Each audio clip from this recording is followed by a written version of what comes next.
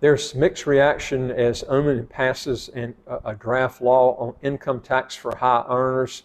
Now, Oman is a country in the Gulf region, and it's one of the countries that doesn't have an income tax. And in fact, a lot of the countries in that region don't have an income tax. It's one of the few areas in the world where it was compacted with just countries with no income tax at all. It's almost impossible to get citizenship in these countries. But if you want to go to a place and pay low income taxes, but I will warn you, I say low income taxes now. See, Dubai's now come out with a tax on income now, and Oman now has come out with one, and I think you're going to see probably as time goes on, this will probably increase, which is what I'm going to tell you about. So if you're thinking about moving to one of these countries, you might want to take heed of this article here that came out. This came out in Gulf Newsletter. But there was mixed reaction as Oman passes a draft law on income tax for high earners. And this is very right next to the UAE. It's a very hot country like the UAE, and it's Saudi Arabia is just on the other side of the UAE from there. Now, Oman is predicting a fiscal deficit of 1.5 billion riyals, which is 3.9 billion US dollars in 2022. Down about 32% from the previous year. And now a new draft law introducing income tax on high earners in Oman was passed on Sunday by the country's Shura Council.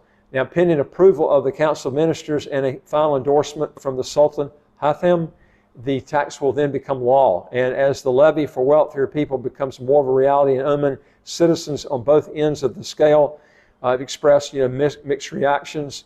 And like I said, usually what happens is they start kind of like the old boiling the frog theory. They start off slow, and then gradually they're going to start sinking a lot of people into this.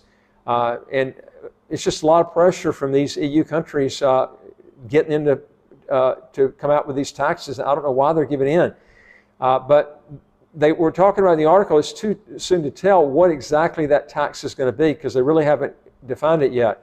But the National spoke to national residents who said they had reservations about the change, and their feelings would depend exactly on how would be deducted the wages.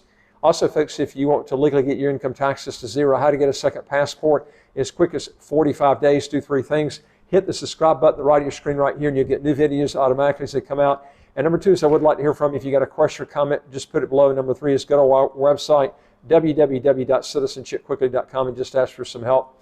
Now, they went on to say that first that they needed to know what bracket of the high income earners income earning is going to be. In other words, which now we don't know. The guy was talking about in this article, Ali Sabti, Deputy Managing Director of Wave Constructions. Second, what percentage of the cut? If it's between 3 and 5%, then they guess it would be okay. Well, wouldn't it be nice if the high tax countries had anywhere close to that? But I think what will happen is they're going to start off with probably a pretty low tax, and then they're going to gradually move it up. But they talked about here that no income earner will have to complain if it is on that low of level, which I agree if it's that low. But I wouldn't want to even move there when you can go to a country that's got zero income taxes. If it's over that threshold, then it could hit our income he's talking about. 3 to 5%, that's pretty low. It's these people are used to zero though. If a tax on income is introduced, the Sultanate would be the first GCC country to do so. All 6 GCC states agreed to introduce a VAT in 2016. Now, as you probably know, that Saudi Arabia and the UAE brought in a VAT in 2018, and then Bahrain followed suit in 2019. Now, middle income earners, they said, were also concerned with what the new law, if implemented, would mean for them in the long run. I have a feeling this guy was talking about that once high income earners are taxed, it wouldn't be long until the government decides to change the income tax to middle income earners, which is going to hit most of the people. And this concern came from a guy by the name of Salem Habsi, a mechanic working for a Bahrain automobile. So even the lower income people are really concerned about what's going to happen, with this new tax they're going to come out with. Now, like I said before, St. Kitts, if you come to St. Kitts, There is no income tax, no capital gains tax, no estate tax, and inheritance tax. Neither party is interested in coming out with an income tax. That's the thing I like about St. Kitts. Plus, you can get the passport in 45 days. You can get as quick as 45 days if you want it. They went on to state in the article that I'm convinced it will be a matter of time before the new income tax is to be made universal after its implementation. The Gulf nation began weighing up plans to introduce income tax on high earners 2 years ago as part of a finance ministry's 2020 to 2024 economic scheme and efforts to reduce the fiscal deficit. Now, plans for an income tax on high earners were also mentioned in the bond prospectus published by the ministry in 2020 when the Sultan raised $2 billion in external financing. You really don't have to come up with an income tax to solve deficit problems. It's amazing how people, St. Kitts solved the problem by just coming out with a VAT. And they lowered the debt 60%. I think a lot of these countries just give in and they throw in the towel when the OECD countries put all this pressure on them. But they went on to state that despite hesitancy from Omanis, economic experts have said it was about time officials introduced an income tax to bring in revenue for the government. They also say that if brought into force, it would not make much impact on the take-home salary of high earners. Well, you don't really know that much yet because we really don't know what the amount's going to be.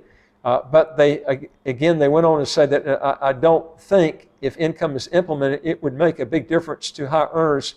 Dr. Venkat Thumiki, an economic lecturer at the Modern College of Business Science in Muscat, told The National. He went on to say that he predicted it would be a nominal tax charge and it would not hurt them, but it is good for the country's economic condition overall because it will help the government finances to pay for its deficits. The International Monetary Fund last week praised the Gulf nation for implementing prudent fiscal measures this year in a bid to rein in on its deficits. Isn't it funny how these liberal organizations just love it when they cave in, when these countries cave in? But they stated here that this year Oman has predicted a fiscal deficit of 1.5 billion reals, which is 3.9 billion US, about 32% lower than the previous year. It recorded a budget deficit of 784 million reals, which is 2 billion US in the first half of 2022. Its revenue grew on the back of higher oil and gas prices, according to the government data released in August.